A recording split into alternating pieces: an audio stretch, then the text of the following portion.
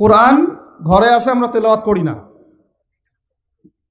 নামাজের আজান কানে আসে, নামাজে যাই না। শেষ রাত্রে আল্লাহ পাক প্রথম আসমানে নেমে আসেন এবং আল্লাহ পাক আহ্বান করতে থাকেন, কে আছো আমার কাছে কিছু চাইবা, আমি তোমাকে দিব। সুবহানাল্লাহ।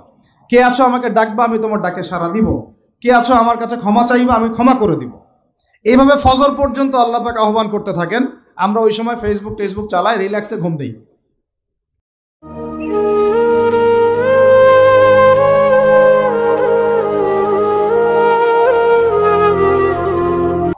আমাদের ইয়াং জেনারেশন যারা আজকে ওয়াজ শুনতে আসছেন, অনেক দূর দূরান্ত থেকে অনেকে আসছেন।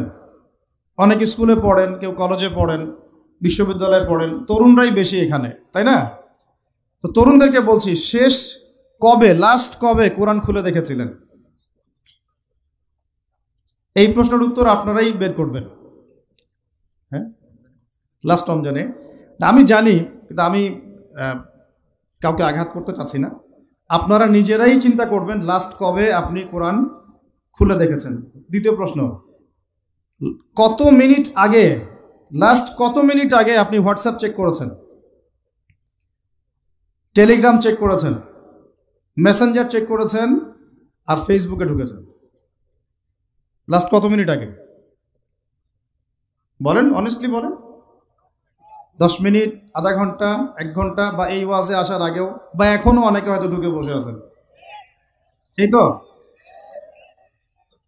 এই অবস্থা যদি এই জাতির হয়, এবার শক্ত কথাটা শুনেন, এই অবস্থা যদি এই তরুণ প্রজন্মের হয়, আল্লাহর কসম, আল্লাহর কসম করে বলতেছি, আল্লাহর কসম, আমরা আল্লাহকে চিনি, এই প্রজন্মের হাতে আল্লাহ পাক বাইতুল মুকাদ্দাসের বিজয় দিবেন না। আপনারা 1000 মাহফিল করেন, কিচ্ছু করতে পারবেন না, কিচ্ছু করতে পারবেন না আপনারা। এই যদি হয় হালত, এই যদি হয় সুরত আমাদের ইয়াং জেনারেশনের, যে এই 10 মিনিট আগে আপনি ফেসবুক খুলেছেন, কিন্তু লাস্ট রমজানে কোরআন খুলেছিলেন, 5 মাস আগে খুলেছেন, মায়ের ইন্তেকালের দিন খুলেছেন, বাবার 40-এর দিন খুলেছেন, বা 7 দিন হয়ে গেছে কোরআন খুলছেন, আর খোলেন না, দেখেন না। এই অবস্থা যদি হয়, কোরআন থেকে যদি মানুষের অবস্থা এত দূরে হয়, এই জাতির হাতে আল্লাহ পাক কোশ্চিনকালেও বিজয় দিবে না। আমরা আল্লাহকে চিনি, আল্লাহ পাক বিজয়ের শর্ত দিয়ে দিয়েছেন। আল্লাহ পাক বিজয় দিবেন এটা বলে দিয়েছেন, কিন্তু বিজয়ের শর্ত দিয়েছেন। আল্লাহ পাক একটা সূরাতে বলছেন যে ওয়ালা তাহিনু বা'দা আউযু বিল্লাহি মিনাশ শাইতানির রাজিম। আমার গলার অবস্থা একটু খারাপ, এই জন্য কথা বলতে একটু কষ্ট হচ্ছে। শুনতে পাচ্ছেন আপনারা কি? ওয়ালা তাহিনু, তোমরা হীনবল হয়েও না। কাদেরকে বলছেন? আমাদেরকে বলছেন, তোমরা হীনবল হয়েও না। হীনবল বুঝেন, মানে দুর্বল হয়েও না। ওয়ালা তাহজানু, দুশ্চিন্তা করো না, টেনশন করো না, উদ্বিগ্ন হয়েও না। ওয়া আনতুমুল আ'লাউনা, তোমরাই বিজয়ী হবে। তোমরাই কি হবে? ইন কুনতুম মুমিনিন, যদি প্রকৃত মুমিন হও তবেই। বুঝতে পারলাম ভাই? আল্লাহ কে বলছেন? আমাদের সৃষ্টিকর্তা, আমাদের পালনকর্তা, আমাদের রিজিক দাতা, আমাদের বিধানদাতা, এই মহাবিশ্বের স্রষ্টা। পুরো মহাবিশ্ব আল্লাহ পাকের আইনে চলে, পৃথিবী বাদ দিয়ে। বলেন পৃথিবী বাদ দিয়ে কেমন করে? দুনিয়াতে মানুষ আল্লাহ পাকের বিধান মানে না, পুরো মহাবিশ্ব মানে। বুঝতে পারতেছি না? এই দুনিয়াতে, এই পুরো মহাবিশ্বের কোটি কোটি গ্যালাক্সি, গ্রহ, নক্ষত্র, তারা, এই প্রত্যেকটা জায়গায়, মানে এমনকি একটা গাছের পাতাও আল্লাহ পাকের হুকুম ছাড়া, তাসবিহ ছাড়া চলে না। শুধু মানুষ হতভাগা একটা প্রাণী, যে আল্লাহর জমিনে থেকে, আল্লাহর খেয়ে, আল্লাহর পরে, আল্লাহর বাতাস থেকে শ্বাস নিয়ে, আল্লাহর দেওয়া পানি পান করে, আল্লাহ পাকের দেওয়া অর্থ, সম্পদ, রিজিক, স্ত্রী, সন্তান সব ভোগ করে আল্লাহরই জমিনে আল্লাহ বিরোধী আইন চালু করে দিয়েছে। এই মানুষই একটা হতভাগা প্রাণী আছে। আর মন খারাপ করেন না, আমার কথা রাগ করেন না, এগুলো বাস্তব। আর আমার দিকে তেড়ে এসে কোনো লাভ নাই, কারণ এটা হচ্ছে অকাট্য সত্য কথা, যে আমরা আল্লাহ পাকের জমিনে আল্লাহর খেলাফতের দায়িত্ব পালন করছি না। আমরা আল্লাহ পাকের জমিনে আল্লাহর নিয়ামতগুলো ভোগ করে আল্লাহ বিরোধী অপশক্তির স্বার্থ রক্ষা করছে। না হলে বাংলাদেশের মতো জায়গায় কেউ ট্রান্সজেন্ডার চালু করতে পারে? একটা 90% মুসলিমের দেশে কেউ সুদভিত্তিক ব্যাংকিং সিস্টেম চালু করতে পারে, মদের বার চালু করতে পারে, জেনার লাইসেন্স দিতে পারে, পতিতালয় লাইসেন্স প্রাপ্ত হয়, কখনো ওই যে যাত্রা পালাগান ঢাকঢোল ডুগি তবলা বাজতেছে, কেউ প্রতিবাদও করতে পারে না, করতে গেলে তাকে বলা হয় সে মৌলবাদী, সে সন্ত্রাসী, সে জঙ্গি, উগ্রবাদী। তো আমরা যদি আল্লাহ পাকের জমিনে আল্লাহর খেয়ে আল্লাহর পরে আল্লাহ পাকের সব নিয়ামত ভোগ করে এই যদি হয় আমাদের অবস্থা, তাহলে আমাকে আপনি বলেন যে আল্লাহ পাকের কি বয়ে গেছে যে আমাদের হাতে আল্লাহ পাক এই দুনিয়াতে বিজয় দিবেন? আর কোনো জাতি নাই? পুরো মহাবিশ্বে সবাই আল্লাহর হুকুম মেনে চলে। সূরা বনী ইসরাঈল পড়েন, এমন কোন সৃষ্টি নাই আল্লাহ পাকের যে আল্লাহর তাসবিহ পাঠ করে না। শুধু মানুষই হতভাগা একটা সৃষ্টি, আমরা আল্লাহ মাফ করেন আমাদেরকে, নামাজও পড়ে না। কি করে না? পাঁচবার দিনে বলা হচ্ছে হাইয়া আলাস সালাহ, হাইয়া আলাল ফালাহ, সাফল্যের জন্য আসো, সালাতের জন্য আসো, কল্যাণের জন্য আসো। কানে ঢুকে না, যায় না নামাজ পড়তে। কোরআন, ওই যে বললাম বাসায়, সবার বাসায় কোরআন আছে। এমন কোন ব্যক্তি আছেন আপনারা যে আপনাদের বাসায় কোরআন নাই? প্রত্যেকের বাসায় আছে, এমনকি আপনার ফোনের মধ্যেও অ্যাপসে আছে, খুলে দেখার সময় নাই। সময় কোথায়? মানে এত ব্যস্ত, সকাল থেকে রাত পর্যন্ত এতই ব্যস্ত মানুষ হতভাগা যে কোরআন খুলে দেখার সময় নাই। আবার বলে, এসব কথা বললে আবার বলবে যে আমরা কি ইসলাম কম বুঝি? আপনারাই ইসলাম বোঝেন, আমরা বুঝি না। আপনারাই মুসলমান, আমরা মুসলমান না, এইগুলা বলবে। উমর রাদিয়াল্লাহু আনহু ঠিকই বলেছিলেন আজকে থেকে এই 1400 বছর আগে, যে ইসলাম ধ্বংস হবে যখন দেখবা তিনটা বিষয় সমাজে চলছে। এক, দল্লাতুল আলেম, আলেমরা যখন পথভ্রষ্ট হয়ে যাবে তখন সমাজে ইসলাম ধ্বংস হয়ে যাবে। দুই, ওয়াল আইম্মাতুল মুদিল্লিন, যখন আসবে এমন কিছু শাসক যারা পথভ্রষ্ট, মুদিল্লিন, তখন সমাজ ইসলাম ধ্বংস হবে। আর ওয়াল মুনাফিকিন ফি জিদারি কিতাবিল্লাহ, যে মুনাফিকরা যখন আল্লাহর কিতাব নিয়ে বাকবিতনটা করবে, মুনাফিকরাই বাকবিতনটা করবে যে আমরাই বেশি বুঝি ইসলাম, তোমরা বোঝো না। আর বাংলাদেশে টকশোর সংস্কৃতি চালু না হলে আমরা এটা বুঝতে পারতাম না যে আসলে হাদিসটা সত্য। মাথার উপরতে যায় কথা কিছু না, পরে লেকচার রিপিট শুনে নিন। মূল জায়গায় আসি। কোরআন ঘরে আসে, আমরা তেলাওয়াত করি না। নামাজের আজান কানে আসে, নামাজে যাই না। শেষ রাত্রে আল্লাহ পাক প্রথম আসমানে নেমে আসেন, কিভাবে নেমে আসেন আমরা জানি না, ওইটার কাইফিয়ত ব্যাখ্যা করার আমাদের দরকারও নাই। আল্লাহ পাক বলেছেন, বাস ঈমান রাখি। এবং আল্লাহ পাক আহ্বান করতে থাকেন, কে আছো আমার কাছে কিছু চাইবা আমি তোমাকে দিব, সুবহানাল্লাহ। কে আছো আমাকে ডাকবা আমি তোমার ডাকে সাড়া দিব, কে আছো আমার কাছে ক্ষমা চাইবা আমি ক্ষমা করে দিব। এইভাবে ফজর পর্যন্ত আল্লাহ পাক আহ্বান করতে থাকেন। আমরা ওই সময় ফেসবুক চালাই, রিল্যাক্সে ঘুম দিই। তাহলে নামাজের আজান কানে যায়, নামাজ পড়ি না, কোরআন বাসায় আছে, তেলাওয়াত করি না, খুলেও দেখি না, 40 কুলখানি বাদ দিয়ে। আর শেষ রাত্রে আল্লাহ পাক আহ্বান করতে থাকেন, আমি উঠে ওযু করে 2টা রাকাত নামাজ পড়ে একটু দোয়া করব, সেটা পারি না। এই আমি আবার যখন দিনের বেলায় এলেম শিখতে যাই, এমন জায়গায় এলেম শিখতে যাই যেখানে নারী পুরুষ একাকার অবস্থা, ফ্রি মিক্সিং। আমি এমন এলেম শিখতে চাই যে এলেমটা আমাকে 20 বছরে 20টা সূরাও শিখায় না, 20টা হাদিস আপনার মুখস্থ নাই। আমি চ্যালেঞ্জ করতেছি আপনাকে, 20টা হাদিস আপনি দাঁড়ায় বলেন, ছোট ছোট হাদিস খালি।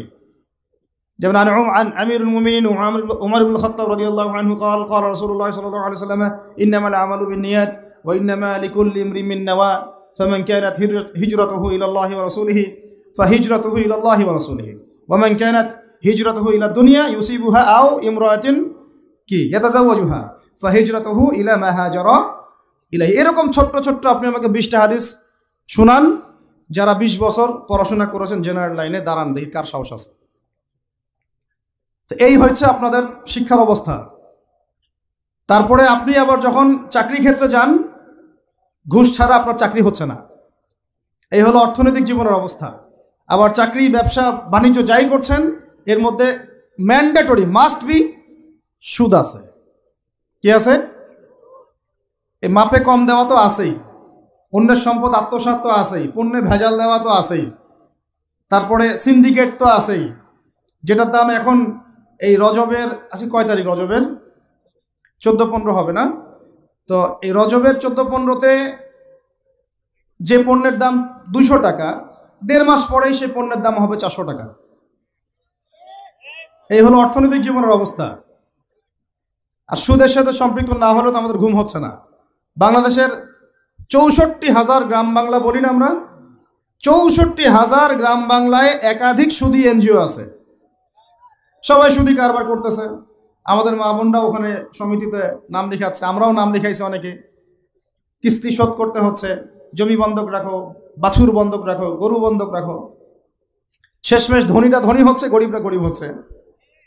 কারণ আল্লাহ পাক এই কিতাবের মধ্যেই বলেছেন, সূরা বাকারার শেষের দিকে আছে যে ইয়া আইয়ুহাল্লাযীনা আমানু, হে মুমিনগণ, ইত্তাকুল্লাহ, আল্লাহকে ভয় করো, ওয়া যারু মা বাকিয়া মিনার রিবা, সুদ ছেড়ে দাও, ইন কুনতুম মুমিনিন, যদি মুমিন হয়ে থাকো, ওয়া ইল্লাম তাফআলু, সুদ যদি না ছাড়ো, ফাআযানু বিহারবিন মিনাল্লাহি ওয়া রাসূলিহি, আল্লাহ এবং তার রাসূলের সাথে যুদ্ধের ঘোষণা শুনে নাও।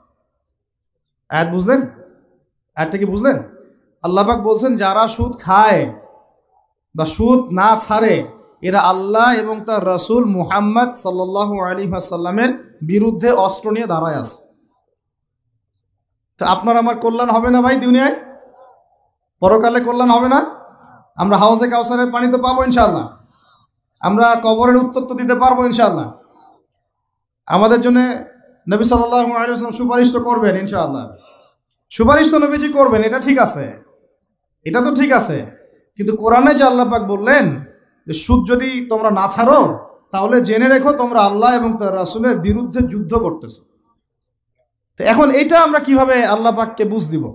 দুনিয়াতে না বুঝ দিলাম, দুনিয়াতে হয়তো কারো ক্ষমতা আছে, জবানটা বন্ধ করে দিল, এই কথা বলতে পারবেন না, চুপ একদম, সম্ভব কিনা?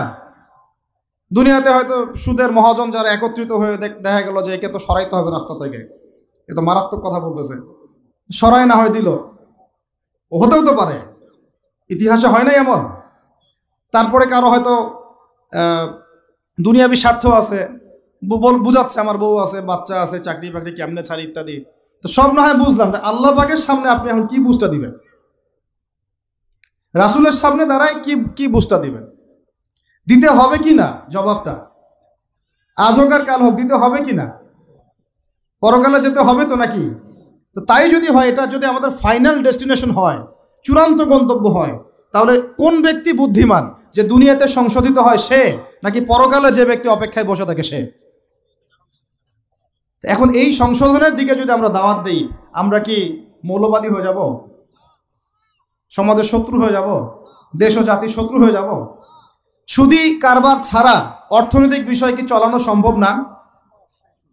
হ্যাঁ, যখন এই সুদী ব্যাংকিং সিস্টেম, ওয়ার্ল্ড ব্যাংকেরটা তো 1995-এর দিকে আসছে, তারও আগে ছিল ওই যে ব্রিটেনের দি ব্যাংক অফ ব্রিটেন, যেটা প্রথমে ছিল, প্রথমের দিকে আর কি। ও সারা বিশ্বকে শাসন করতে এক সময়, তার আগে করেছে জার্মানি, তারপরেও আসছে ও, এই পশ্চিমাদের দৌরত্ব ফরাসি বিপ্লবের পরে।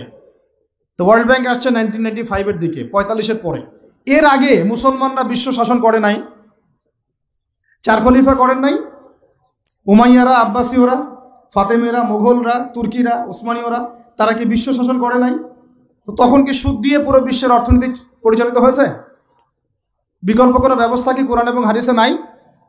তো যদি সেটা থাকে, আর আমরা যদি এটাকে পাশ কাটায় যাই, গিয়ে পশ্চিমাদের এই অর্থনীতি যদি আমরা গ্রহণ করি, সেভাবে জীবনযাপন করতে থাকি, তো আল্লাহর সামনে কি ভাই আমাদেরকে দাঁড়াতে হবে না? আল্লাহ পাক আমাদের সবাইকে যেন কথাগুলো মন দিয়ে বোঝার তৌফিক দান করে। এখন যদি পুরো সিস্টেমটা আমরা চেঞ্জ করতে না পারি, ওই ক্ষমতা আমাদের নাই মনে করেন, দেন ব্যক্তি জীবন থেকে সুদ দূর করা যাবে না? আমাকে কি রাষ্ট্র প্রশাসন একদম সুদ না খাইলে অ্যারেস্ট করে নিয়ে যাবে?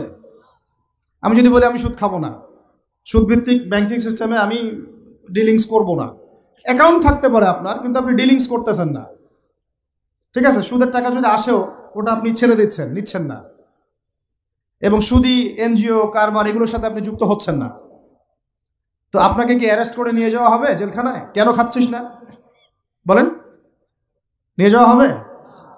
এখনো ওই রকম দুঃসাহস দেখানোর মতো লোক বাংলাদেশে আসে নাই যে আপনি সুদ না খাইলে আপনাকে জোর করে ধরে নিয়ে যাবে। আছে এরকম কেউ? কখনো করবে না তারা এই কাজটা ইনশাআল্লাহ। আর যদি করে তাহলে তো আল্লাহর গজব নেমে আসবে। তো এখন তাহলে সুদ খাচ্ছে কে? আপনি আমি নিজেই। কে খাচ্ছে তাহলে? আমরা নিজেরাই খাচ্ছি। হয় আমি খাচ্ছি, না হলে আপনি খাচ্ছেন, না হলে আপনার স্ত্রী খাচ্ছে, না হলে আপনার বাবা খাচ্ছে। অতএব সুদের মধ্য দিয়ে আমরা আল্লাহ এবং তার রাসূলের সাথে সরাসরি যুদ্ধ করতেছি। বদরের যুদ্ধে কি আবু জাহেলরা পরাজিত হয় নাই? উহুদের যুদ্ধে, খন্দকের যুদ্ধে, মুতা, ইয়ারমুকে, এই শতাব্দীর পর শতাব্দী আল্লাহ এবং তার রাসূলের বিরুদ্ধে যারা দাঁড়াইছে তারা কি কখনো টিকতে পারছে? আজকে পশ্চিমারা সারা বিশ্বকে এভাবে সুদখোর বানিয়ে দিয়েছে।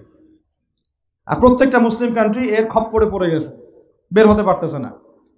বের হওয়ার জন্য শুধু একটা জিনিস দরকার, একটা জিনিস, সেটা হচ্ছে আল্লাহ এবং তার রাসূলের প্রতি পরিপূর্ণ বিশ্বাস, ঈমান। এইটা আমাদের অর্জন হয় নাই, এটাই সত্য কথা। অর্জন যদি হতো তাহলে আমরা বিকল্প চিন্তা করতে পারতাম। যদি আফগানিস্তান আগামী 10 বছর এভাবেই অর্থনীতি চালাতে পারে, এখন তাদের যে অবস্থা, আগামী 10 বছর যদি আর নতুন করে যুদ্ধ বিগ্রহ না হয় এবং তারা যদি এভাবেই আরো 10 বছর তাদের ডাবল কারেন্সির অর্থনীতি চালাতে পারে, সুদহীন, জাকাত ভিত্তিক, ইসলামিক, আমাদের বিশ্বাস আগামী 10 বছরে দেখবেন তারা মার্কিন ডলারের উপরে আধিপত্য বিস্তার করেছে ইনশাআল্লাহ। ইনশাআল্লাহ। আমি ইকোনমিক্স নিয়ে পড়াশোনা করেছি ভাই, এমনি এমনি কথা বলতেছি না। অনলাইনে যারা আপনাদেরকে এইসব তালগোল মার্কা কথাবার্তা বুঝায়, যে কাগজের টাকা নিয়ে উল্টাপাল্টা কথা বলছে, ইলেকট্রনিক মানি নিয়ে উল্টাপাল্টা কথা বলতেছে, বিটকয়েন, ক্রিপ্টোকারেন্সি নিয়ে কথা বলতেছে উল্টাপাল্টা, ভাই এগুলো আমরা জেনে বুঝে কথা বলতেছি, জেনে বুঝে পড়াশোনা করে এগুলোর উপর আমরা থিসিস করেছি ইউনিভার্সিটিতে, এগুলোর উপরেই। এমনি এমনি কথা বলতেছি না যে পেপার মানি আপনার পকেটে, আমার পকেটে যেটা আছে আপনার পকেটেও সেটাই আছে, এর ভিতরেও সুদ আছে। ইলেকট্রনিক মানি যেগুলো আমরা ইউজ করতেছি এগুলোর ভিতরেও সুদ আছে, অল্প হোক আর বেশি হোক। এর সামনে আসবে বিটকয়েন, ওইটার মধ্যে সুদের ভিতর উপর সুদ, তার উপর আসতেছে একটা সিস্টেম যেটা অলরেডি কয়েকটা কান্ট্রিতে অ্যাপ্লাই হয়ে গেছে, চায়নায়, উত্তর কোরিয়া, দক্ষিণ কোরিয়া ইত্যাদি কান্ট্রিতে। এটা হলো ক্যাশলেস সোসাইটি, মানে কোনো ক্যাশই থাকবে না সোসাইটির মধ্যে, ডিজিট থাকবে, খালি ডিজিট। মানে আপনি বলতে পারবেন না যে আমার 1 লক্ষ টাকা আছে, যদি বলি 1 লক্ষ টাকা আছে, টাকাটা আমার হাতে দেন দেখি, আপনি হাতে দিতে পারবেন না, দেওয়ার মতো কিছু নাই। ওইটা আপনার ডিজিটে থাকবে, নাম্বারে, ফিগারে, 1 লাখ, এটা ফিগার। ইতিহাসে এমন কোনো কারেন্সি আসে নাই যেটা ধরাও যায় না, ছোঁয়াও যায় না, পকেটেও রাখা যায় না। এটা আসতেছে সামনে। যারা বুঝে না এগুলা, আমরা আক্রমণাত্মক কথা বলতে চাচ্ছি না, আল্লাহ পাক তাদেরকে হেদায়েত দান করুন। এগুলো হচ্ছে ভবিষ্যৎবাণী, আদতে এইগুলা বর্তমান বিশ্বে চলতেছে, আমাদের সে সম্পর্কে জ্ঞান নাই। আমরা অনেকেই ক্যাশলেস সোসাইটি প্রতিষ্ঠার চেষ্টা করতেছি, এটার মধ্যে যতটুকু কল্যাণ আছে না তার চেয়ে বেশি অকল্যাণ আছে। যখন আমরা একটা জিনিস চালু হয়ে যায় তখন সবাই কিন্তু প্রতিবাদ করি না, যখন চালু হয়ে যায় তারপরে ওরা যখন ইসলাম বিরোধী এজেন্ডা বাস্তবায়ন করে তখন আমাদের টনক নড়ে। এক্সাম্পল দেই একটা, তাহলে বুঝবেন। আজকে ট্রান্সজেন্ডার নিয়ে যারা পেট্রোনাইজ করতেছে, পিছন থেকে ফান্ডিং করতেছে, এটাকে প্রমোট করতেছে, অনলাইন অফলাইন যেখানে ঢুকবেন খালি এগুলোই দেখা যাচ্ছে, এর পিছনে একটা সুদী এনজিওদের হাত আছে। কাদের হাত আছে? তো এখন সারা দেশে যখন এরা কারবার শুরু করেছিল তখন আমরা কিন্তু সবাই মিলে এইভাবে প্রতিবাদ করি নাই। আজকে যখন তারা একটা জিনিসকে প্রতিষ্ঠা করার চেষ্টা করতেছে ওদের স্বার্থে, ইসলামের বিপক্ষে, এখন আমাদের অনেকে টনক নড়তেছে যে আরে এ কি হচ্ছে, আমাদের মুসলমানদের বাচ্চারা এগুলো কি শিখতেছে। সমস্যা হচ্ছে আমরা সমস্যা আসলে শুরুতে বোঝার মতো ওই নূর, বাসিরা, হিকমা আমাদের এখনো পয়দা হয়নি। যেমন শেষে গিয়ে একদম কুলে, কি বলে ওটাকে, মাঝপথে গিয়ে যখন দড়িয়ে যখন নৌকা ডোবা শুরু করে তখন আমাদের হুঁশ ফিরে, আরে কি হচ্ছে এগুলো। তো আল্লাহ পাক আমাদেরকে বিজয় দিবেন এটা প্রতিশ্রুতি দিয়েছেন, যে একটা নিয়ে কথা বলতে গেলে ভিতরে চলে গেছে। আমার সমস্যা এটাই, আলোচনা করতে গেলে একটু বেশি ভিতরে চলে যাই, পরে আর বেরোতে পারি না। আপনারা কি আলোচনা বুঝতে পারতেছেন? আল্লাহ পাক আমাদেরকে প্রতিশ্রুতি দিয়েছেন যে তোমরা দুশ্চিন্তাগ্রস্ত হয়েও না, তোমরা টেনশন করো না, ভয় পেও না, হীনবল হয়েও না, আনতুমুল আ'লাউনা, তোমরাই বিজয়ী হবে এই দুনিয়াতে এবং আখিরাতে, তোমরাই বিজয়ী হবে ইন কুনতুম মুমিনিন, যদি প্রকৃতপক্ষে মুমিন হয়ে থাকো। আমাকে বলেন, যারা আজান শুনেও নামাজে যায় না এরা কি মুমিন? বলেন। আপনি মনে করছেন আমি জুমার নামাজ তো পড়ি, ঈদের নামাজ তো পড়ি। এমনও হতভাগা মানুষ আছে পৃথিবীতে যাদের নামাজ প্রথমবার তারা নামাজ পড়ে জানাজার নামাজ। আছে না ভাই? আল্লাহ পাক আমাদের সবাইকে 5 ওয়াক্ত নামাজি হওয়ার তৌফিক দান করেন, এবং কাজা নামাজ অনেকের আছে, আল্লাহ পাক সেগুলো আদায় করার তৌফিক দান করেন। আপনারা যখন হজ উমরা সফরে যাবেন বেশি বেশি সেখানে নামাজ পড়বেন, কারণ ওখানে 1 রাকাত নামাজ হারাম শরীফে পড়লে 1 লক্ষ রাকাতের নেকি হয়, আর মদিনা মুনাওয়ারায় পড়লে মানে হারামে পড়লে 1000 নেকি হয়। আর এই দুইটা আমরা খুব ভালো জানি, মিম্বরে আলোচনা হয় খুব, মাশাআল্লাহ, তাই না? তো নসিহত হচ্ছে ওখানে গিয়ে আমরা বেশি বেশি নামাজ পড়বো, নফল নামাজ, ঠিক আছে? কাজা নামাজগুলো হিসেব করে আদায় করার চেষ্টা করবো ইনশাআল্লাহ। তবে হাদিসে আরেকটা জায়গা আছে, ওইটা আমরা ভুলে গেছি। আরও একটা মসজিদ আমাদের আছে ভাই, যেখানে 2 রাকাত নামাজ পড়লে জীবনের সব গুনাহ মাফ হয়ে যায়। ওইটা আমাদের পাঠ্যপুস্তকে নাই, আমাদের চেতনায় নাই, আলোচনায় নাই, মিম্বরে নাই, খুতবায় নাই। সেই মসজিদ কোথায়? ওই মসজিদ কি আমাদের না ইহুদিদের? কি মনে হয় আপনাদের? ওই আল-আকসা কি আমাদের না ওদের? ওইখানে 2 রাকাত নামাজ পড়লে, সফর করে 2 রাকাত নামাজ পড়লে জীবনের সব গুনাহ মাফ হয়ে যাবে। ওইখানে আমরা এখন ঢুকতে পারি না। কারো কোনো ফিকির আছে? ইয়াংদেরকে বলতেছি ভাই, লেকচারগুলো আমাদের বেশিরভাগই ইয়াংদের জন্য। যে এই যে সেলফি, এই শোডাউন, একজন বক্তাকে আপনি দেখতে চান, ইসলামী সেলিব্রিটিজম, এগুলো যে চালু করেছি আমরা, এইগুলো দিয়ে দিন আল্লাহর জমিনে কায়েম হবে না। এমন একটা জামা আমাদেরকে করতে হবে যার একজন নেতা থাকবে, একটা নেতা, একদম সামি'না ওয়া আতা'না, শুনলাম মানলাম, এমন নেতা। এত ইখতিলাফ, এত বিভক্তি চলবে না। মানে বিভক্তি ইখতিলাফ থাকতে পারে মাসলা মাসাইলের ব্যাপারে, ফিকহি ব্যাপারে, কিন্তু এত দলীয় বিভক্তি থাকা যাবে না। এক টেবিলে আলেমদেরকে বসতেই হবে। আলেমরা যদি এক টেবিলে না বসে ঐক্যের দৃষ্টান্ত স্থাপন না করতে পারে, জনগণ ঐক্যবদ্ধ হতে পারবে না। বাংলাদেশের সবচেয়ে বেশি দরকার এখন ওলামায়ে কেরামের ঐক্য। আমরা যারা ছোটরা আছি, আমাদের মূল কাজ এখন এইটাই, আমরা এটাই ফিকির করি কিভাবে আলেমদেরকে একটা জায়গায় বসানো যায়। আলেমরা যদি ঐক্যবদ্ধ হতে পারেন, জনগণ একদিকে ফোকাস করে চলতে পারবে ইনশাআল্লাহ। এবং তাদের মধ্যে যদি একজন আমির নিযুক্ত করা হয় এবং তার কথা যদি আমরা সুরাভিত্তিক মেনে চলি, ইনশাআল্লাহ বাংলাদেশ কেন, পুরা বিশ্বে দিন কায়েম করা সম্ভব। আমরা এই দিক থেকে আমরা মোটামুটি 20-30 বছর পিছায় আছি এখনো, বুঝতে পারছেন না আমার কথা? এই দিক থেকে দেখেন, আল্লাহ নবী সাল্লাল্লাহু আলাইহি ওয়াসাল্লাম মক্কাতেও সাহাবীদের মধ্যে কখনো বিভক্তি হতে দেন নাই। একজন নেতা, তার আন্ডারে সব সাহাবীরা বায়াত করে আছেন হাতে হাত রেখে, ব্যাস যা বলবেন তাই। ডানে যাইতে বলে ডাইনে, বামে যাইতে বলে বামে। মার খাচ্ছেন, যদি নবীজি বলেন হিজরত করে চলে যাও, হিজরত করে চলে গেল আবিসিনিয়ায়, তাই না? আর যদি নবীজি বলেন সবর করো, সাবরান আলা ইয়াসির ফাইন্না মাউইদাকুমুল জান্নাহ, সবর করো তোমাদের জন্য জান্নাত, সবর করতেছেন, মার খাচ্ছেন, তাও কোনো কথা বলতেছেন। এইরকম সামি'না ওয়া আতা'নার জেনারেশন না থাকলে দিন কায়েম হয় না, যেটা আমাদের বিগত 50 বছর আমরা করতে পারি নাই। এটাই সত্য কথা।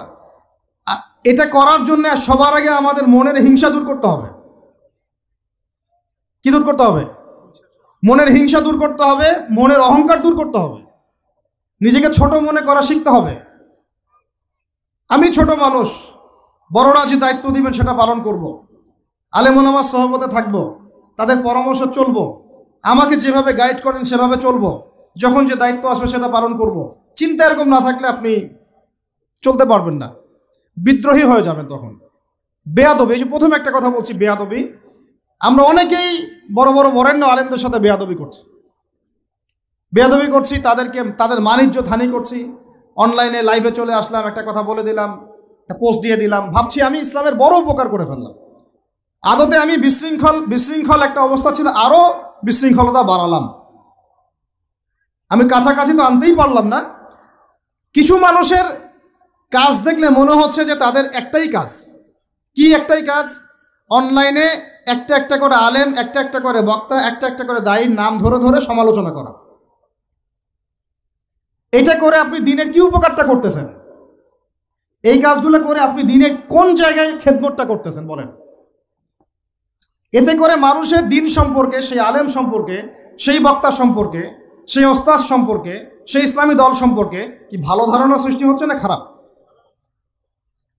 আমরা যদি প্রশ্ন করি যে আপনি নিজের চেহারাটা একটু আয়নায় দেখেন না, আপনার ভিতরে কি কোনো দোষ নাই? আপনি কি এই উম্মার নেতৃত্ব দেওয়ার যোগ্যতা অর্জন করেছেন? কতগুলো কিতাব পড়েছেন? কি ডিগ্রি অর্জন করেছেন? কতটুকু সার্টিফিকেট অর্জন করেছেন? কতটুকু তাজকিয়া অর্জন করেছেন? কতটুকু আপনি নূর অর্জন করতে পারলেন? কতটুকু বাসিরা আছে আপনার? কয়টা মসজিদ করেছেন? কয়টা মাদ্রাসা করেছেন? কয়টা ইসলামিক সংগঠন করলেন? কয়টা কিতাব লিখলেন? কয়টা লেকচার দিলেন? আপনি নিজে কি করলেন দিনের জন্য? এই চিন্তাটা করা দরকার নাই যে আমি নিজে কি করলাম দিনের জন্য? ও কি করলো, ওর কি খেদমত, ওর কি দোষ, ওর কি ত্রুটি, এইগুলোর চর্চা আমরা ব্যস্ত হয়ে আছি এখন। এই একটা কারণে আমাদের ওলামায়ে কেরামদের মধ্যে ঐক্য হচ্ছে না, দুর্ভাগ্যজনকভাবে। কারণ আমরা একটা শ্রেণী আলেমদের ইজ্জত ধোয়ার পিছনে লেগে গেছি। আর একজন আলেম না এটা ভুল করছে ভাই, আলেম মানুষ তো, কেন বেয়াদবি করতে হবে আপনাকে? কেন আপনাকে একটা সেশন করতে হবে? কেন একটা এটা করতে হবে, সেটা করতে হবে? চুপ করে থাকেন। আপনি পারলে তার সাথে আপনি পার্সোনালি দেখা করেন, তার কাছে যান, তার কথার পিছনের কারণটা খুঁজে বের করার চেষ্টা করেন। ইসলামের খেদমত এগুলো হচ্ছে না, তো ওইদিকে যেতে যাচ্ছি না। একটা রিকোয়েস্ট করবো আপনাদেরকে যে আমরা সবাই একটা দায়িত্ব কাঁধে নেই, যে এই উম্মতকে বিজয়ী করার জন্য আমারও কিছু দায়িত্ব আছে। আপনার দায়িত্ব নেই ভাই? আপনি আয়নার সামনে আজকে রাত্রে দাঁড়ায় অনেস্টলি সততার সাথে দাঁড়াবেন। দাঁড়ায় আপনার চেহারা আয়নায় দেখবেন, দেখে চিন্তা করবেন যে আসলে আমি আজ পর্যন্ত এই উম্মাকে কি দিয়েছি। বলেন তো কি বললাম ভাই? আয়নার সামনে দাঁড়ায় কি বলবেন? আমি আদনান, আমি আব্দুর রহমান, আমি আব্দুর রহিম, আমি অমুক, আমি তমুক, আমি ইসলামকে, উম্মাকে, আল্লাহকে, রাসূলকে কি দিয়েছি এই পর্যন্ত। যদি আপনার মনের মধ্যে সততা থাকে, জবাব ওই আয়নার তসবির আপনাকে দিয়ে দিবে। একটা উর্দু শের আছে যে চেহারে তো আকসর ধোকা দেতি হ্যায়, সচ তো আইনা বলতি হ্যায়। মানে চেহারা তো বেশিরভাগ সময় ধোকা দেয় মানুষকে, সত্য কথা বলে আয়নার প্রতিবিম্ব। তো আল্লাহর ওয়াস্তে নিজের আত্মসমালোচনা করি, আমরা উম্মাকে কি দিলাম এটার ফিকির করি। এখন যদি উত্তর আসে যে আমি অনেক দিয়েছি উম্মাকে, আমি একদম কামেল হয়ে গেছি, তাহলে বুঝবেন আপনার মধ্যে ইবলিসের চরিত্র আসছে। ইবলিসই বলতে পারে যে আমি সবার চেয়ে শ্রেষ্ঠ। ওই যে বলে নাই, আনা খায়রুম মিনহু, আমি আদমের চেয়ে শ্রেষ্ঠ। খলাকতানি মিন নার, আমাকে আগুন দিয়ে সৃষ্টি করেছেন। খলাকতাহু মিন তিন, তাকে মাটি দিয়ে সৃষ্টি করেছেন। এই কেবার যদি চলে আসে বুঝবেন আপনি ধ্বংস হয়ে গেছে। ফেরাউন বলেছিল আনা রব্বুকুমুল আ'লা, আমি তোমাদের মহান রব। নাউযুবিল্লাহ। আর একজন আল্লাহর বান্দা খালি বলবে আল্লাহুম্মা ইজআলনি ফি আইনি সগীরা ওয়াজআলনি ফি আ'য়ুনিন নাসি কাবীরা। আল্লাহ তুমি আমাকে নিজের চোখে ছোট বানায় দাও আর অন্য মানুষের চোখে আমাকে বড় বানায় দাও। আমিন। তো আত্মসমালোচনা করতে হবে কিনা ভাই? এখন যদি আমার উত্তর আসে যে না আমি তো আসলে ভাই কিছু করতে পারি নাই, এই টুকটাক কিছু লেকচার দিয়েছি এতটুকুই, এখনো আমি উম্মাকে ঐক্যবদ্ধ করতে পারি নাই, ওলামায়ে কেরামকে এক জায়গায় আনতে পারি নাই, আমি এখনো কোনো ইসলামিক বড় কোনো অ্যাসোসিয়েশন ফর্ম করতে পারলাম না, এখন পর্যন্ত আমি 100টা কিতাব লিখতে পারি নাই, এখনো আমি ইফতা দেওয়ার মতো বা মুফতি হওয়ার মতো যোগ্যতা অর্জন করিনি, এখনো আমার কোরআনের কত জ্ঞান শেখা বাকি, কত আলেমের সোহবতের থেকে নূর নেওয়া বাকি, এখনো কত দূর যাওয়া বাকি। এই চিন্তাগুলো যদি মনের মধ্যে আসে তখন দেখবেন রাতে আপনার ঘুম হারাম হয়ে গেছে। তখন আপনার প্রচেষ্টা চলবে ইনশাল্লাহ কিভাবে এগুলো আপনি অর্জন করতে পারবেন। ওই গুটি কয়েক মানুষকে দিয়ে দিন কায়েম হবে ইনশাআল্লাহ। আমার কথায় রাগ করলেন নাকি? একটু মন খারাপ করলে আল্লাহ পাক ওই ওসিলায় যদি আপনাকে আবার দিনের দিকে নিয়ে আসেন, আমার লেকচার ওয়াজ করা সার্থক। একটু আঘাত পাইলে আমি খুশি হব। সরকার, প্রশাসন, আম জনগণ, আমাদের মা বোন, আপনারা, আমাদের পরের প্রজন্ম, কেউই আমাদের শত্রু না। আমাদের শত্রু? বরং আমার বা আমাদের চেয়ে ভালো কোনো বন্ধুই নেই আপনাদের। আমার বা আমাদের চেয়ে ভালো কোনো বন্ধু নাই আপনাদের। যারা আছে এদের ব্যাপারে একটা স্টেটমেন্ট বলে দিই আমি, যে তুঝ জैसा दोस्त हो তো দুশ্মন কি কোই জরুরত নেই। ওইরকম বন্ধু যদি থাকে তাহলে দুশ্মনের কোনো দরকার হবে না। এই বিশ্বে যারা পশ্চিমাদেরকে বন্ধু বানাইছে ওদের কোনো দুশ্মনের দরকার নাই। একদম খোলামেলা বললেন, ইসরায়েলের সাথে যারা আতাত করেছে ওদের দুশ্মনের দরকার নাই। পশ্চিমা আমেরিকাদের সাথে যারা বন্ধুত্ব করে চলছে এদের দুশ্মনের কোনো দরকার নাই। দেখে নিয়েন, এদের চরিত্র হচ্ছে এরা একটা মুখ নিয়ে আপনার সামনে আসবে, ওদের একটা স্বার্থ পিছনে থাকবে, ওই স্বার্থ উদ্ধার করার জন্য বন্ধুর বেশে আপনার সামনে আসবে। এরপর স্বার্থ উদ্ধার করা শেষ, আপনার গর্দান নামাই দিবে। তারপরে বিশ্বাস করতেছেন না? আমরা ওদেরকে চিনি, কারণ আমরা আল্লাহর কিতাব পড়ি রে ভাই। আল্লাহ পাক এই কিতাবের সূরা মাঈদার 51 নম্বর আয়াতে বলেছেন, ইয়া আইয়ুহাল্লাযীনা আমানু, হে মুমিনগণ, লা তাত্তাখিযুল ইয়াহুদা ওয়ান নাসারা আউলিয়া, তোমরা এই ইহুদিদেরকে আর নাসারা খ্রিস্টানদেরকে বন্ধুরূপে গ্রহণ করো না। কে বলেছেন ভাই? আমার কিছু বলার আছে এখানে? কোন ইহুদি কোন খ্রিস্টানকে? আল্লাহ পাক কি সবার কথা বলছেন? উত্তর না, ওদের মধ্যেও কিছু কিছু ভালো মানুষ আছে, সত্য এটা। কিছু কিছু ভালো মানুষ আছে। কারা তাহলে? কাদেরকে নিষেধ করলেন আল্লাহ পাক? আল্লাহ পাক বলছেন বা'দুহুম আউলিয়া ও বা'দ, ওদের মধ্যে কিছু আছে যারা একে অপরের বন্ধু। একে অপরের, বলেন তো ইসরায়েল আর আমেরিকা কি একে অপরের বন্ধু না বন্ধু না? এদেরকে বন্ধুরূপে গ্রহণ করতে আল্লাহ নিষেধ করেছেন। এই আয়াতটা এখন ওই মধ্যপ্রাচ্যের এই হাবিবিদেরকে কে বুঝাবে? কে বুঝাবে? এই জর্ডানের রাজাকে কে বুঝাবে?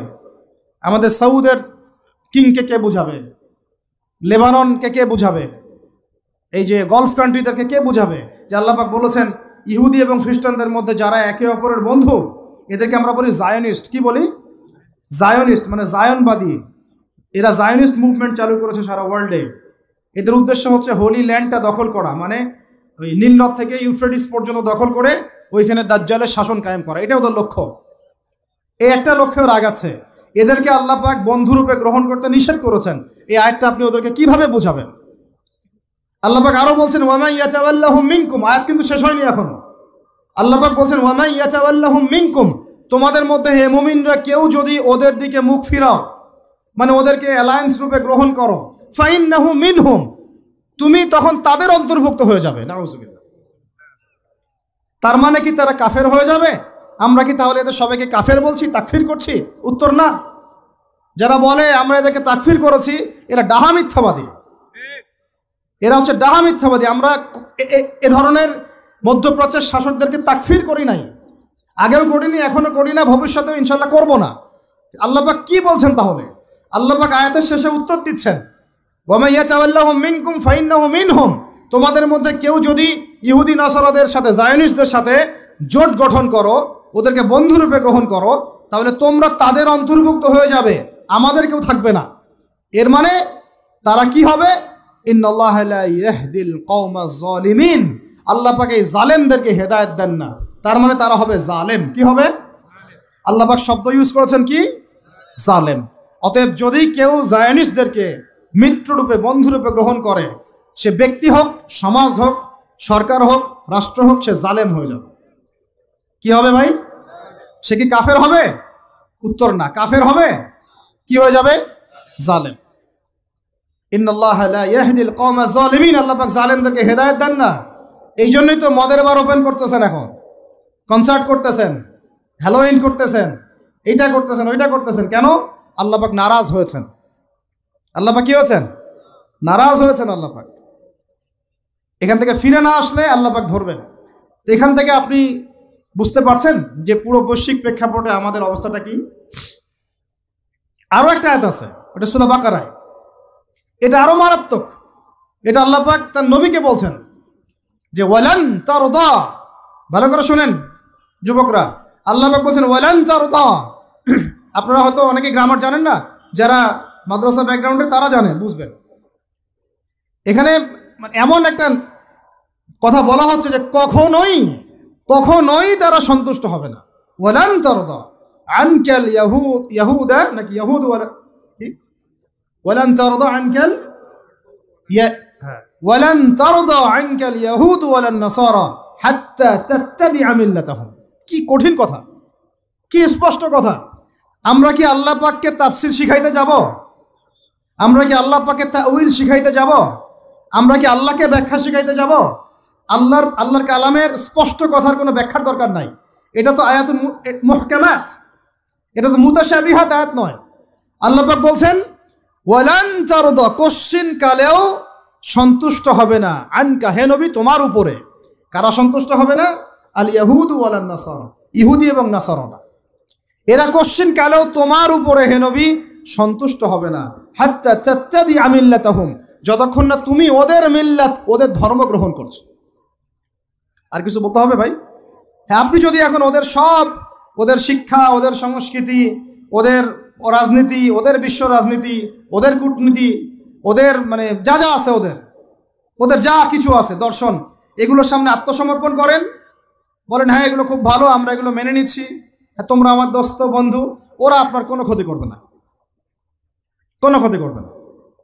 কিন্তু যদি আপনি এগুলোর বিরুদ্ধে দাঁড়ান, না তোমাদের এইসব গডলেস উল্টাপাল্টা আল্লাহ বিরোধী শিক্ষা এগুলো চলবে না, তোমাদের সুদভিত্তিক অর্থনীতি চলবে না, তোমাদের এই আল্লাহ বিরোধী এই যে জিও পলিটিক্স চলবে না, তোমাদের এই মুসলিমদের উপর অত্যাচার নিধন এগুলো চলবে না, তোমাদের এই সব জুলুম নির্যাতন চলবে না, এইগুলো কথা যদি আপনি বলে ওদের বিরুদ্ধে দাঁড়ান, কথা দিয়ে দাঁড়ান, কলম দিয়ে দাঁড়ান, অ্যাসোসিয়েশন দিয়ে দাঁড়ান, বা একটা জাতিগতভাবে প্রতিবাদ করেন, বা আপনি ওদের জুলুমের বিরুদ্ধে দাঁড়িয়ে যান, বলেন যে না আমরা ফিলিস্তিনিদের পাশে আছি, প্রয়োজনে আমরা ওদের পক্ষে যুদ্ধ করব, এই ধরনের কোনো কথা যদি আপনার মুখ দিয়ে বেরিয়ে যায়, মুখ ফসকেও যদি বেরিয়ে যায়, দেখবেন ওরা পুরো শক্তি নিয়ে আপনার বিরুদ্ধে ঝাঁপায় পড়ছে।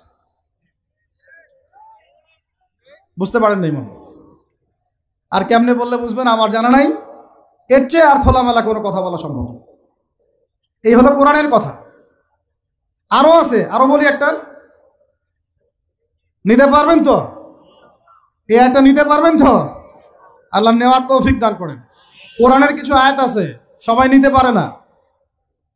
কোন কোন আয়াত আছে শুনলে মানুষ মনে করে যে কোরআন তো আমার জন্যই নাজিল হয়েছে, আর কোন কোন আয়াত আছে শুনলে মানুষ মনে করে এই আয়াতটা নাজিল করার কি দরকার ছিল। নাউযুবিল্লাহ। এখন এই যুগ চলতেছে, সব মানতে রাজি, কিসের পর্দা, পর্দার কি দরকার? সব মানি কোরআনের, যাকাত ভিত্তিক, কিসের যাকাত, যাকাত দেওয়ার কি দরকার? সব মানি, চোরের আবার হাত কাটতে হবে কেন? মানবতা বিরোধী কাজ। সব মানি কোরআনের, ব্যভিচার করলে রজম কেন করতে হবে? এটা তো বর্বর মধ্যযুগীয় আইন। কথা বুঝতে পারে না? কোরআনের সবাই নিতে পারে পারে না।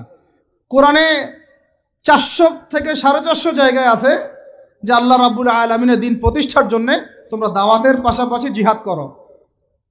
কি করো? ওই শব্দ নিতেই পারে না মানুষ, শুনলেই যারা ইসলামের বিরুদ্ধে আছে, সরাসরি বিরুদ্ধে আছে, ওরা তো এমনি নিতে পারেই না, এটা আলাদা বিষয়। যারা দাড়ি টুপিওয়ালা কালিমা পড়া কিছু মুসলমান আছে, মুনাফিক নামধারী মুসলমান, এরাও নিতে পারে না।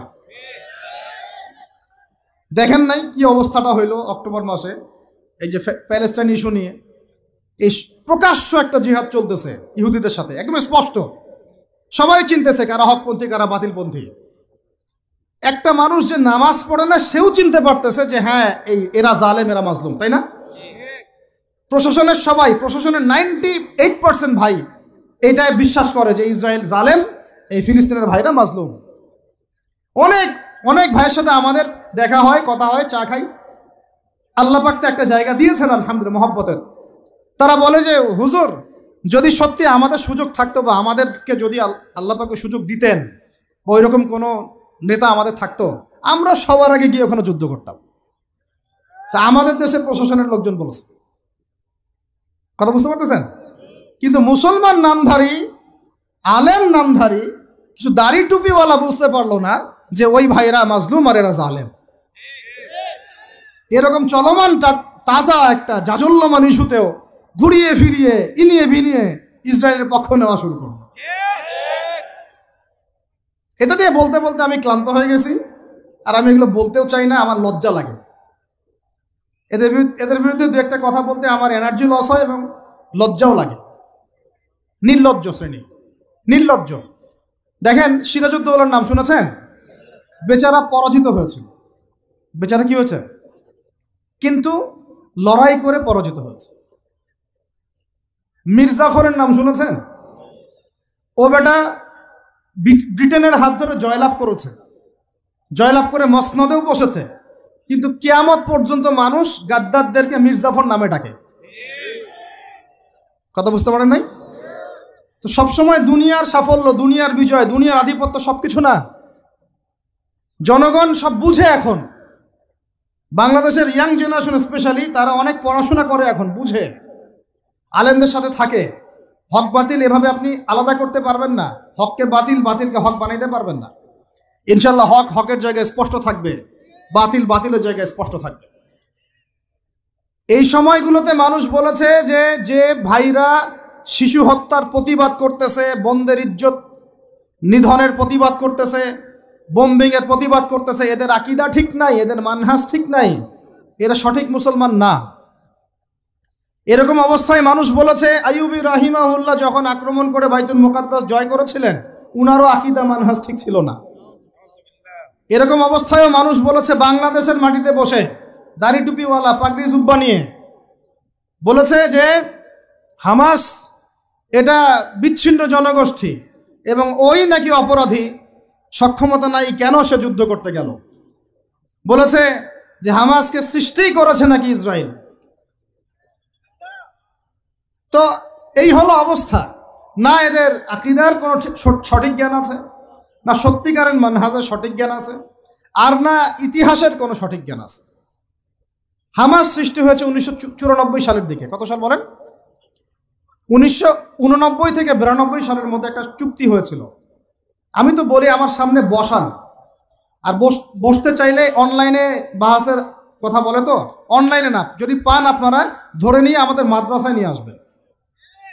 ধরে কি করবেন? আমাদের মাদ্রাসার সামনে বসায় দিবেন। অনলাইনে কোনো বাহাস হয় না, অফলাইনে হবে, সামনাসামনি। কিতাব যত কিতাব আছে নিয়ে আসুক, সমস্যা নাই, কিন্তু অনলাইনে না। হবে কোথায়? অফলাইনের সামনাসামনি, টেবিল থাকবে, দুই দিকে দুজন বসবে। প্রয়োজনে প্রশাসন থাকবে, প্রয়োজনে আমাদের আরো বড় বড় ওলামায়ে কেরামরা থাকবেন, তারা এখানে এটাকে জাজ করবেন। এই যে কথাটা বললো হামাসকে সৃষ্টি করেছে কি ইসরায়েল। আমি শুধু অর্থনীতি নিয়ে পড়ি নাই, আমরা 6টা সাবজেক্ট নিয়ে পড়ছিলাম ইউনিভার্সিটিতে। আমাদের ফ্যাকাল্টির মধ্যে 6টা সাবজেক্ট মেইন ছিল, মেজর। একটা হলো ফিলোসফি, একটা হলো ইংরেজি, একটা অর্থনীতি, একটা এই গ্লোবাল অ্যাফেয়ার্স মানে জিও পলিটিক্স, যেটাকে আমরা জিও পলিটিক্স বলি, আর একটা হচ্ছে হিস্ট্রি, আর একটা হচ্ছে পশ্চিমা দর্শন। যে পশ্চিমা দর্শনের এতগুলো কথা আমরা বলি, এমনি এমনি বলি না, আমরা জানি ওদের দর্শনের মধ্যে কোথায় কুফর আছে, কোথায় শিরক আছে। এখন ইতিহাস আপনাকে ছোট্ট করে বলতেছি। 1989 সালে একটা চুক্তি হয়েছে ফিলিস্তিনের সাথে। এই চুক্তিটার নাম 89 থেকে 92 এর মধ্যে, এই চুক্তিটার নাম হচ্ছে অসলো শান্তি চুক্তি। বলেন কি বললাম? এই চুক্তিটা সাধারণ ফিলিস্তিনি যারা তাদের ভূমি ফেরত চায়, যারা ইসরায়েলের পতন চায়, যারা এই জুলুমের বিরুদ্ধে দাঁড়িয়ে আছে, ওরা মেনে নেয় নাই।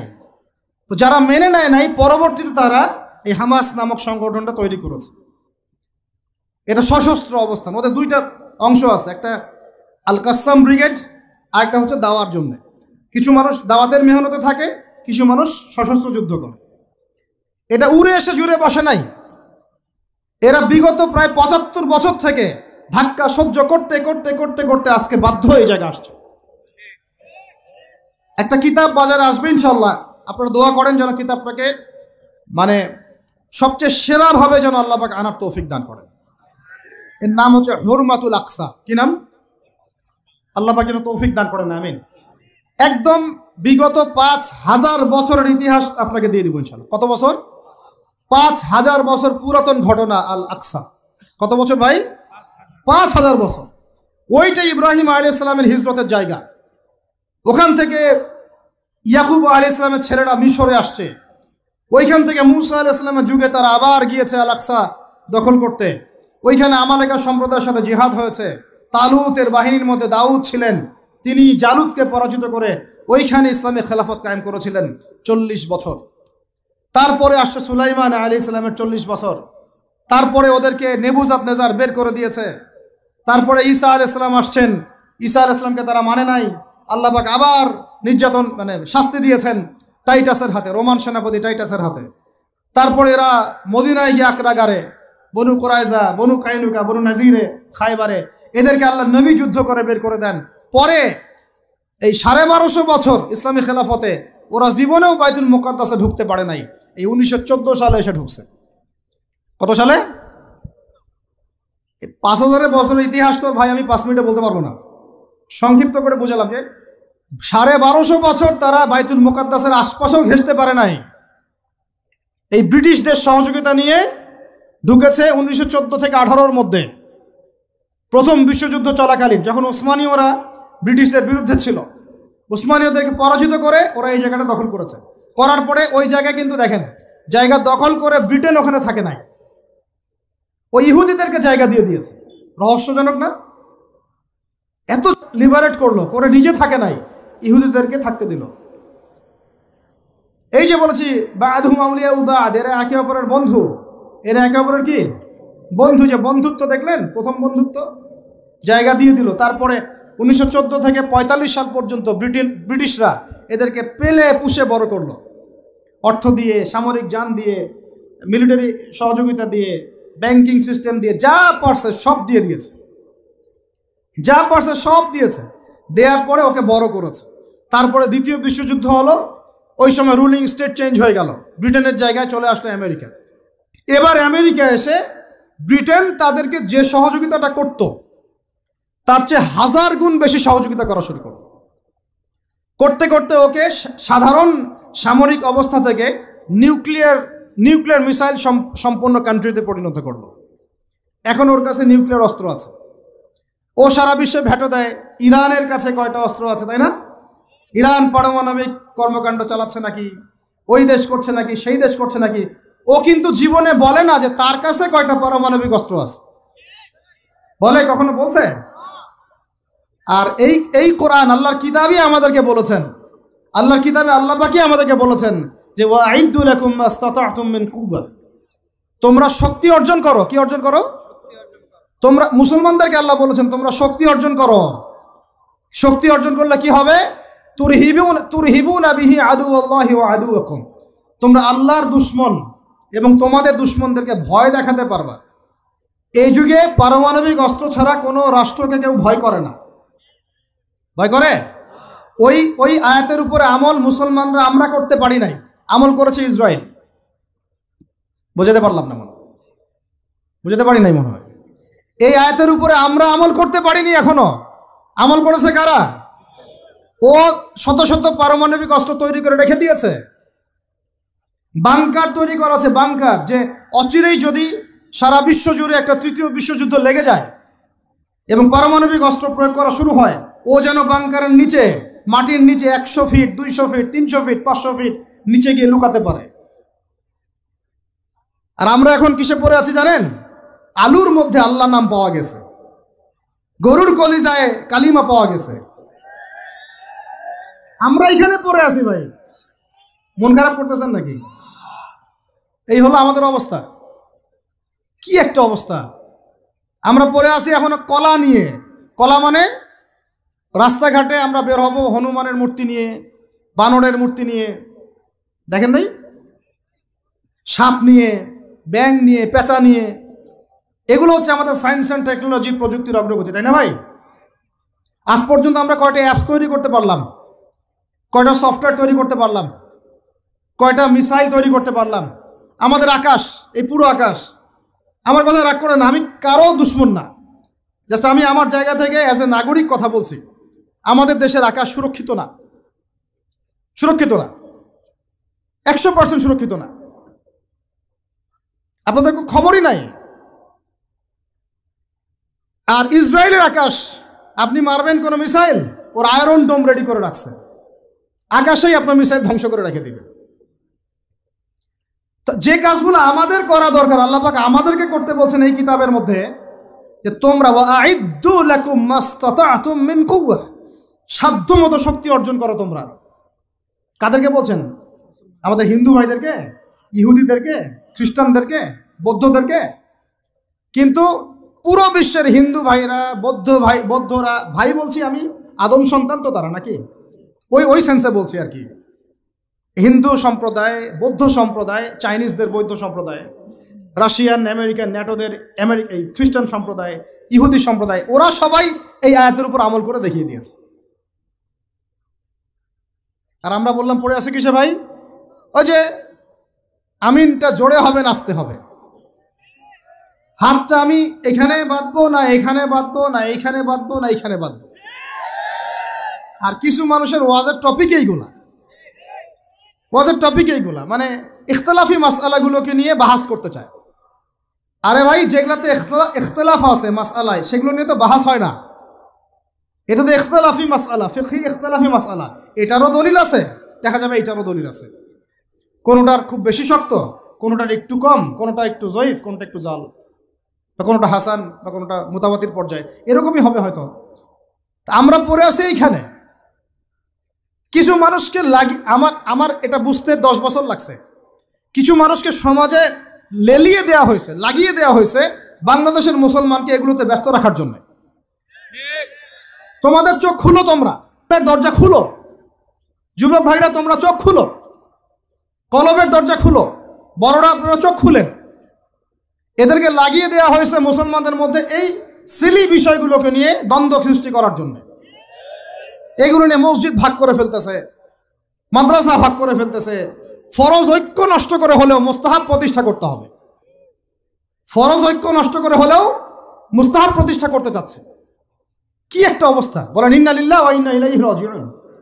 যখন মানুষের ঐক্যবদ্ধ হওয়া উচিত, আমাদেরকে ওদের সাথে লড়াই না করি, সমকক্ষ হওয়া দরকার। যে শক্তিতে, অর্থনীতিতে, সমরনীতিতে, সব দিক থেকে আমরা সমমানের, ওরা আমাদের দিকে চোখ রাখাতে পারবে না, এগুলো নিয়ে ভাবা দরকার। আমরা পড়ে আসি এখন এগুলো নিয়ে। এদিকে অর্থনীতিতে সুদ খাচ্ছি দিব্যি, আল্লাহর আইন একটাও বাস্তবায়ন করতে পারতেছি না আমরা। ঐক্য বিনষ্ট হয়ে যাচ্ছে। ওলামায়ে কেরামের সংখ্যা কম, এই চেয়ারে বসার মানুষদের সংখ্যা কম। আমাদেরকে এখন বসতে হয়, আমরা আল্লাহর কাছে কান্নাকাটি করি, যেটা কি হচ্ছে? আমি কি নিয়ামত পাচ্ছি না ফিতনায় পড়ে আছি? আমি কি আল্লাহর নিয়ামত প্রাপ্ত বান্দা না ফিতনায় নিপতিত হলাম? স্টেজ ভর্তি ওলামায়ে কেরাম বসে থাকেন, বড় বড় মুহাক্কিক আলেমরা, আমাকে কথা বলতে হচ্ছে। আমি নাদান নগণ্য বান্দা, তাহলে আমি কি ফিতনায় পড়ে আছি না আল্লাহ পাক আমাকে নিয়ামত দিয়েছেন? এটাই ভাবতে কুলকিনাটা পাচ্ছি না আমরা। এই চেয়ারগুলোতে আপনাদেরকে বসতে হবে না? শুধু কি আলেম ওলামারাই দায়িত্ব পালন করবেন? আপনাদেরকে পড়াশোনা করতে হবে না? আলেম তৈরি করতে হবে না? শিক্ষা নিচ্ছেন, প্রথমেই বললাম 20 বছর পড়তেছেন, কোরআনের বালাই নাই, হাদিসের বালাই নাই, নৈতিকতার বালাই নাই, মেয়েদের সাথে ফ্রি মিক্সিং, অ্যাফেয়ার্স, হারাম relation, PUBG, free fire, TikTok, এইগুলাই। তো এই জেনারেশনটাকে দিয়ে আমি কেমন করে দিন প্রতিষ্ঠার দিকে কথা বলতে পারি? আমার কথা রাগ করতেছে নাকি ভাই? আমি একটু কাঠখোট্টা মানুষ আর খোলামেলা কথা বলি, এটা আমার দোষ। তবে এই দোষটা নিয়ে আমি আল্লাহর পথে কাজ করতে চাই। কারণ সবসময় নরম নরম সুরের কথায় ওয়াজে কাজ হয় না। নরম নরম কথা বলার সময় শেষ হয়ে গেছে। এখন হক আর বাতিল স্পষ্ট করতে হবে, তবে হিকমার সাথে, প্রজ্ঞার সাথে। যে আয়াতে আমাদেরকে আল্লাহ পাক আমল করতে বলেছেন, সেই আয়াতে আমল করতেছে এখন সারা বিশ্বের ইহুদি শক্তি, খ্রিস্টান শক্তি, অন্যান্য শক্তিরা। আয়াতটা শুনেন, সূরা মাইদার মধ্যে আল্লাহ পাক বলছেন, যুবকরা শুনেন, আল্লাহ পাক বলছেন লাতাজিদান্না আশাদ্দান নাস আদাওয়াতাল লিল্লাযিনা আমানুল ইয়াহুদ ওয়াল্লাযিনা আশরাকু। এই আয়াত আপনারা নিতে পারবেন না আমি জানি। আল্লাহ পাক বলছেন, হে মুসলমানরা শুনো। আমরা তো মুসলমান নাকি? হে মুমিনরা শুনো। আগে শুনেছেন ইহুদি নাসারাদেরকে বন্ধুরূপে গ্রহণ করতে নিষেধ করা হয়েছে।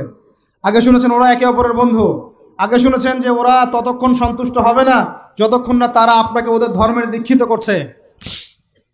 এবার আল্লাহ পাক বলছেন, মানুষের মধ্যে হে মুসলমানরা, তোমাদের সাথে যারা শত্রুতা করে, মানুষের মধ্যে তোমাদের সাথে সবচেয়ে বেশি শত্রুতা রাখে যারা, তারা হলো দুই শ্রেণীর মানুষ। কয় শ্রেণী?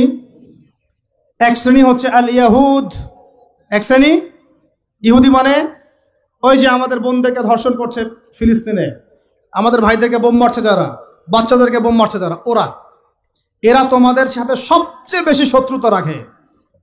আর এক শ্রেণী আছে ওয়াল্লাযীনা আশরাকু, ওয়াল্লাযীনা যারা শিরক করে, মুশরিক। আর আমাদের চারপাশে মুশরিকরা আছে না নাই? আমাদের একজন শ্রদ্ধেয় আলেম, আল্লাহ পাক তাকে নেখায়াত দারাজ করেন, দীর্ঘ নেখায়াত দারাজ করেন, উলামা সম্মেলনে বলেছিলেন যে ফিলিস্তিনের ভাইরা আক্রান্ত হলে এদিক ওদিকে যাওয়ার সুযোগ আছে, কমপক্ষে মিশর, জর্ডান ইত্যাদি তারা চেষ্টা করতে পারে। মুসলমানদের উপর যদি, বাংলাদেশের মুসলমানদের যদি আল্লাহ না করুক কখনো কোনো সমস্যা আসে, বাংলার মুসলমানরা যাবে কোথায়?